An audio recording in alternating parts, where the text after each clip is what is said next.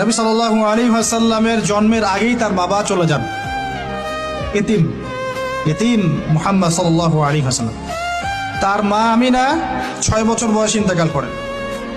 Situation বুঝতে পারছেন? 6 বছর একটা বাচ্চার বাবাও নাই মাও নাই। তার দাদা আব্দুল মুত্তালিব তাকে সাথে রাখেন, খুব আদর করেন, খুব মহব্বত করেন, যেখানে যান সাথে করে নিয়ে যান।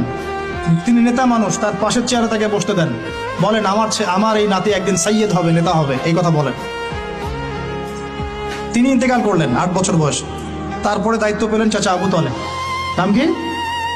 এই 8 বছর বয়স থেকে নিয়ে নবী সাল্লাল্লাহু আলাইহি ওয়াসাল্লাম নবী হয়েছেন 40 বছর বয়সে, আর মক্কায় ছিলেন 13 বছর, প্রায় 53 বছর। প্রায় 53 বছর পর্যন্ত, 8 থেকে 53 বছর পর্যন্ত এই যে লম্বা সময় চাচা আবু তালেব নবী সাল্লাল্লাহু আলাইহি ওয়াসাল্লামকে পাহাড়ের মতো প্রোটেক্ট করেছেন, পাহাড়ের মতো। পাহাড়ের পিছনে আপনি দাঁড়ালে কি বাতাস লাগবে?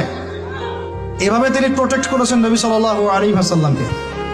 তার সন্তানদেরকে যা খাওয়াতেন তার চেয়ে ভালোটা নবীকে খাওয়াতেন সাল্লাল্লাহু আলাইহি ওয়াসাল্লাম।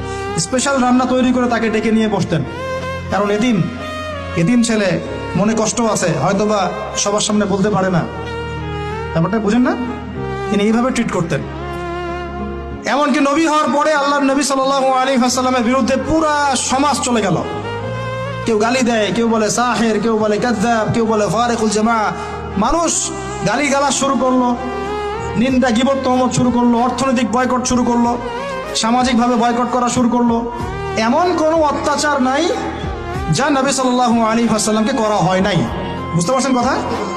এইরকম একটা সিচুয়েশনেও চাচা আবু তালেব তিনি